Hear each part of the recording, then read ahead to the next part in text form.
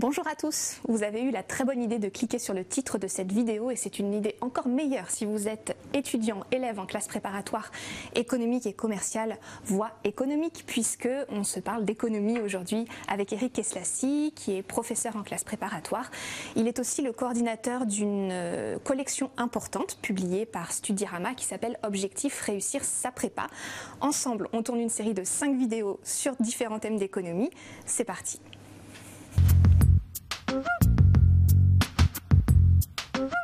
Eric, je suis très heureuse de vous accueillir sur le plateau d'Espace Prépa TV. Vous êtes professeur d'économie en classe préparatoire et vous nous avez proposé une petite série de vidéos sur des concepts clés de l'économie. On se parle aujourd'hui du marché et de l'intervention de l'État. Alors, dans la théorie économique standard, le marché est considéré comme l'institution qui permet la meilleure allocation des ressources. Est-ce que vous pouvez nous expliquer pourquoi?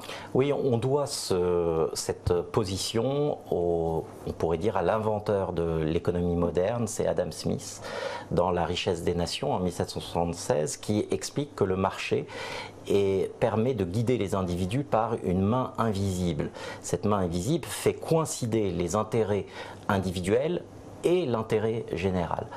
Pour le synthétiser d'une phrase, si on fait confiance au marché, chaque homme va rechercher son intérêt particulier et inconsciemment, sans le vouloir, l'intérêt général va être atteint.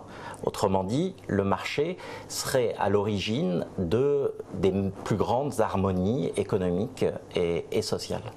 Est-ce qu'il y a des fois où ce marché il est défaillant et pourquoi? Oui, alors progressivement, la théorie économique a mis en lumière ce qu'on appelle des défaillances de marché. La première défaillance de marché, c'est qu'il y a des biens qui ne répondent pas aux mêmes caractéristiques que les biens privés. On peut parler par exemple des biens collectifs qui sont ni rivaux, ni exclusif. Alors qu'est-ce que ça veut dire? Ça veut dire que lorsque je consomme ce bien, eh bien je n'en prive pas un autre agent économique. Et puis je ne peux pas exclure quelqu'un, notamment par les prix. Alors on va donner un exemple tout simple, c'est l'éclairage public. L'éclairage public, aucune entreprise privée ne peut mettre en place l'éclairage public parce que essayons d'imaginer comment est-ce qu'elle pourrait devenir rentable. Il faudrait des péages à l'entrée de chaque rue, ce qui est évidemment pratiquement impossible. Donc, il n'y a plus qu'un seul acteur qui peut intervenir, c'est l'État, qui par le biais d'impôts va pouvoir produire ce qu'on appelle un bien collectif. Alors, il y a aussi les biens communs. Alors, les biens communs, eux, ils sont non excluables et rivaux. Ça veut dire que quand je le consomme, eh bien, je prive des agents de cette consommation. Mais le problème, c'est que je ne peux pas exclure des agents. Alors un exemple, là aussi, un banc de poissons dans la mer.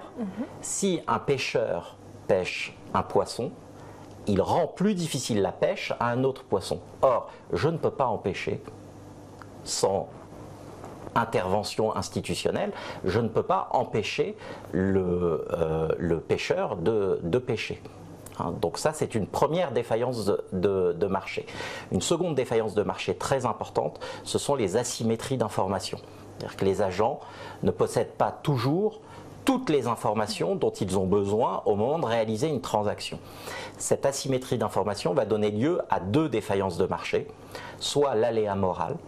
Alors ça signifie que, eh bien, après la signature du contrat, un comportement opportuniste se révèle. Donc, par exemple, je signe un contrat d'assurance santé et l'agent qui a signé le contrat va adopter des comportements moins préventifs sur sa santé parce qu'il se sait assuré. Deuxième conséquence possible de l'asymétrie d'information, c'est la sélection adverse. Alors là, c'est que je n'ai pas l'information dont j'ai besoin avant de réaliser la transaction. Exemple, je veux acheter une voiture d'occasion. Il peut y avoir des vices cachés. Et donc, si je l'achète et qu'il y a un vice caché, je réalise une sélection adverse. Je choisis le mauvais bien. Donc là aussi, il faut penser à des moyens d'intervention institutionnelle pour limiter ces défaillances de marché. Ok, donc vous confirmez que face à ces défaillances de marché, c'est forcément l'État qui doit intervenir? Alors l'État, oui, en premier lieu, et on va voir un exemple où sans l'État, il est possible de régler ces défaillances de marché. Alors reprenons-les dans l'ordre. La première défaillance de marché, ce sont les biens collectifs. Et dans ce cas-là, effectivement, seul l'État peut agir parce qu'il y a des investissements importants, parce qu'il n'est pas toujours possible d'individualiser le paiement et les entreprises privées, elles, ont une volonté d'obtenir de la rentabilité à court terme. Donc lorsqu'il y a des grandes infrastructures à mettre en place, on doit pouvoir compter sur les impôts et l'État. En ce qui concerne les biens communs, si on reprend notre exemple du banc de poissons, on peut penser aux quotas de pêche qui ont été mis en place un peu partout, précisément pour limiter ce qu'on appelle la tragédie des biens communs, c'est-à-dire la possibilité qu'il n'y ait plus ces biens communs, ces ressources naturelles, s'il y a une utilisation excessive. Et enfin, pour ce qui concerne la symétrie d'information, alors on peut penser à l'intervention de l'État dans le cas de la sélection adverse, puisque, par exemple, vous le savez, en France, lorsque un possesseur de voiture d'occasion veut vendre sa voiture, il est obligé de mettre en place un contrôle technique de moins de 6 mois. En fait, que demande l'État ? De redonner de l'information à l'acheteur et donc de limiter la symétrie d'information. Dans le cas de l'aléa moral, eh bien, on peut s'en sortir sans l'État. Il faudrait que la compagnie d'assurance santé propose 2 types de contrats. Un contrat très cher mais qui rembourse bien les frais de santé et un contrat peu cher mais qui ne rembourse pas bien les contrats de santé. Et là, l'agent qui sait qu'il est souvent malade va nécessairement prendre le premier contrat cher et qui rembourse bien. Donc d'une certaine manière, ce menu de contrat révèle l'information qui manquait aux producteurs ici de services de santé. Eric, un grand merci pour ce point sur le marché et les interventions de l'État sur celui-ci. Je me permets de conseiller la lecture des ouvrages d'ESH que vous avez coordonnés pour la collection Objectif Réussir sa prépa. Je mets toutes les informations à leur sujet juste en dessous de la vidéo.